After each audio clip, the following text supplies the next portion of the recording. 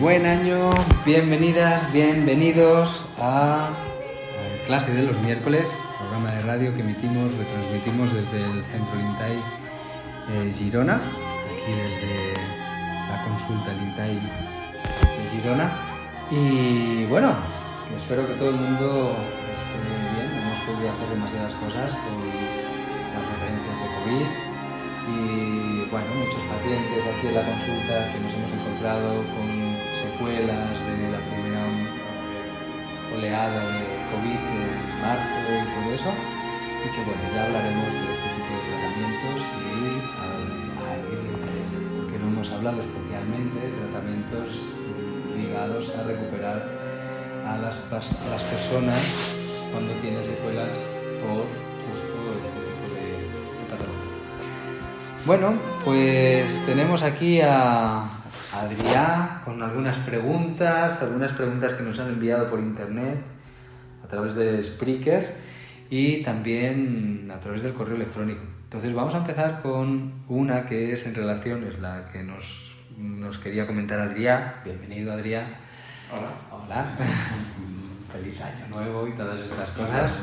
Pinta muy bien este año, sobre todo porque seguimos aquí, cosa que está muy bien.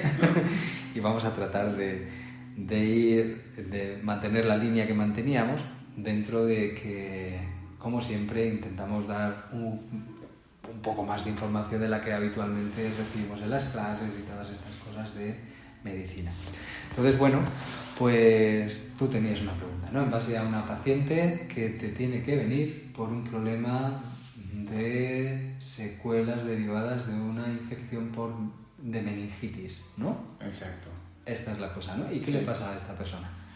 No lo sé muy bien porque todavía no ha venido, pero terceras personas me han hablado, ¿no?, de que tiene alteraciones en la percepción de las cosas, ¿no? Como por ejemplo que ve los coches moverse más rápido de lo que se mueven, como las cosas en movimiento le cuesta como coordinarlas o pillarlas, ¿no?, o entenderlas. Y entonces también tiene falta de sensibilidad en la mitad del cuero cabelludo de la parte derecha. Vale. Y eso es lo que sé. Imagino que habrá más cosas, pero así como mañana viene y tampoco nunca he tratado un caso así, entonces sí, más o menos tener alguna pincelada de por dónde pueden ir los tiros. Vale, perfecto. Bueno, pues vamos con ello. Lo primero es entender qué es una meningitis, ¿no?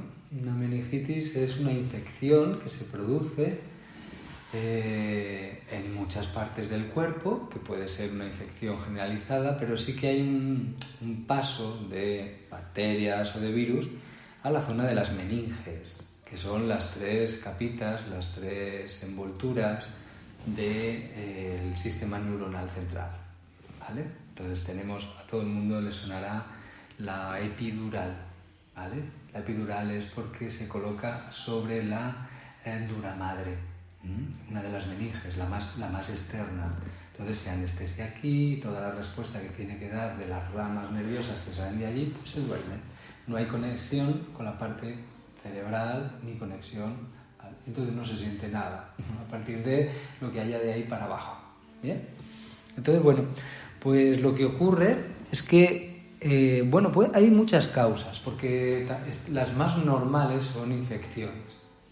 Infecciones que no tienen por qué llegar hasta allí. De hecho, hay algunas condiciones que favorecen que lleguen hasta allí y todavía hay mucha controversia dentro de la medicina normal protocolaria, pero hay muchas cosas que ya sabemos y que perfectamente de por qué se hace permeable la barrera hematoencefálica y por qué puede producir una inflamación en meninges o una infección, etcétera, etcétera.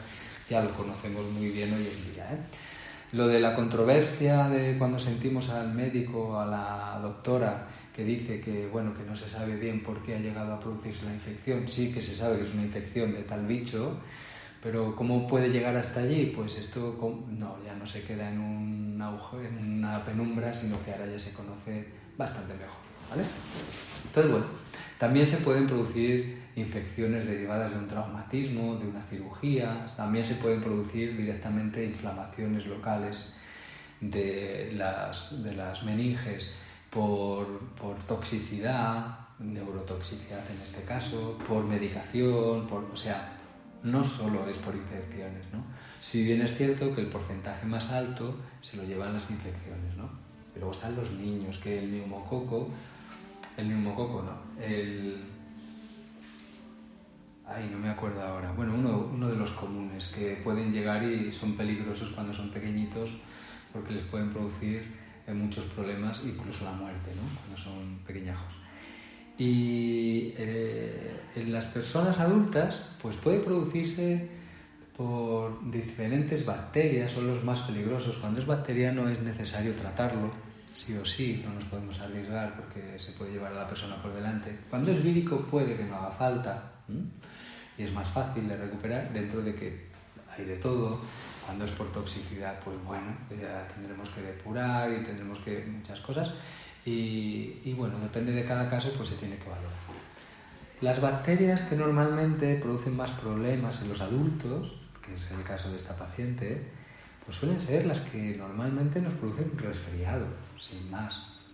Es decir, el Streptococcus pneumoniae, que vive encapsulado en la nariz.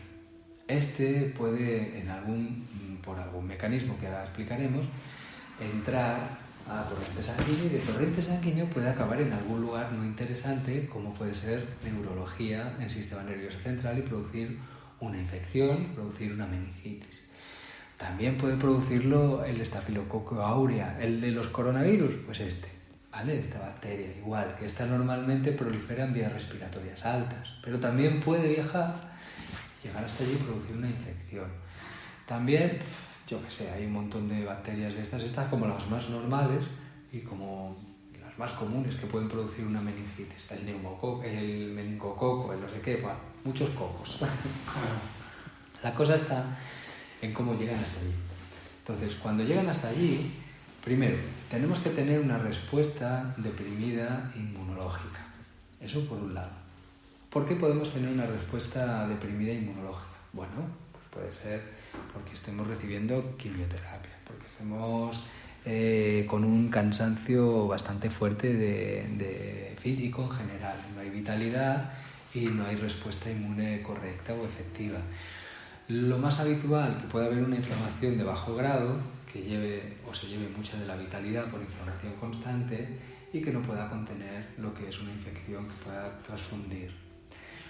Si por un casual, que aquí es donde se junta otro de los factores, tenemos permeabilidad en las mucosas digestivas, ya sabemos que esto comporta o lleva también permeabilidad en la barrera hematoencefálica. Las pruebas que se han hecho a nivel de laboratorio, etcétera, se ha visto la relación directa de permeabilidad en barrera hematoencefálica y la permeabilidad del intestino delgado. Van parejas. Si tengo un porcentaje de permeabilidad de 10 en el intestino delgado, lo tengo de 10 en la barrera hematoencefálica. Si lo tengo de 30, de 30. Significa que si el digestivo está dañado y hay permeabilidad, la barrera hematocefálica es un colador. Y aquí puede pasar de todo. Normalmente una bacteria no pasa fácilmente hasta allí. Por otra vía puede ser también la vía linfática, pero por vía linfática que puedan viajar no es tan fácil, porque para eso están los ganglios, para que haya una respuesta, las células dendríticas que detectan y automáticamente comienzan a contener y bueno, se trabaja bien. Pero recuerdo que en el 2015 se descubrió el recorrido del vaso linfático que recorre todo el encéfalo, desde la parte posterior hasta la zona de la hipófisis prácticamente, hacia el hipotálamo, y recorre en una línea caudal, así, por todo el centro, bien, donde antes se pensaba que no había vasos linfáticos que llegaran al encéfalo, ahora se sabe que sí. Y bueno, esto ha dado pie al descubrimiento de un montón de patologías derivadas de inflamación y actividad inmune en neurología que antes no se contemplaban porque no había recorrido linfático. ¿Bien? También puede llegar por aquí. Es más raro, pero pudiera ser. Entonces, la primera cosa es que cuando tenemos una infección, tenemos que pensar que hay un montón de actividad inmune que va a volverse loca, y si estamos hablando en neurología se va a volver loquísima. Realmente el bicho no va a producir tanto mal como el mal que va a producir la inflamación. La inflamación es tan grande que produce toda la sintomatología que conocemos de la meningitis. ¿Bien? Y todas estas secuelas que quedan posteriores son derivadas de la inflamación, no tanto del daño que ha podido hacer el bicho, sino del proceso inflamatorio inmune propio del huésped, de la persona. ¿Bien? Y aquí, si queda todavía proceso inflamatorio, es fácil que nos perpetúe una cierta sintomatología, si no la sintomatología acaba por ir desapareciendo.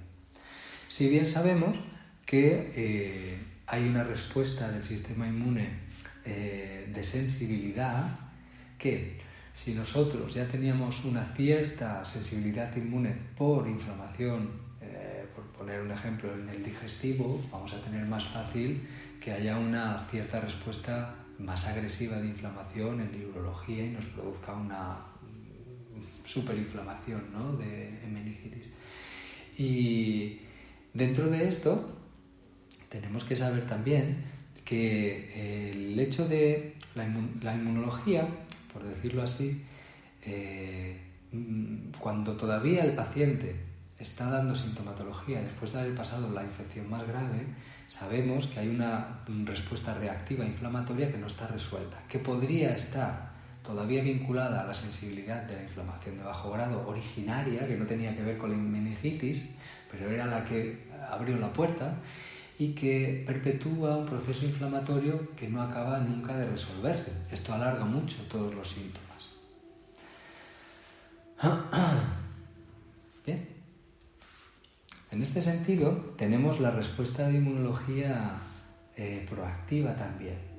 Tenemos que pensar que una meningitis, muy habitualmente, un porcentaje alto de casos, se ha tenido como un avance y que puede pasar algo cuando empezamos a tener infecciones repetidas en las vías altas, igual que tener un hipertiroidismo derivado de tiroiditis de Graves, en el que tenemos un hipertiroidismo por respuesta de inmunidad que está combatiendo con anticuerpos algo que se está instalando allá por las infecciones en vías altas. ¿Bien?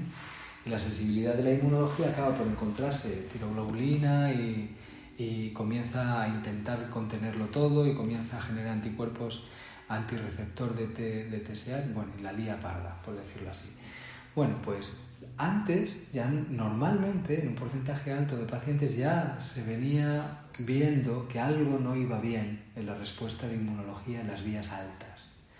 Y ya nos estaba diciendo que parecía un coladero, la inmunología no era efectiva. Esto lo vamos viendo también en inmunoglobulinas que están pasando, si las inmunoglobulinas, las IgA, están bajas, que son las que tienen que responder en las vías respiratorias, entre otras cosas, o en la piel, etc. Si estas tienen un porcentaje más tendiente al límite inferior, ya sabemos que la inmunología aquí no está siendo efectiva. Tenemos una deficiencia de respuesta de inmunología adaptativa. Bien.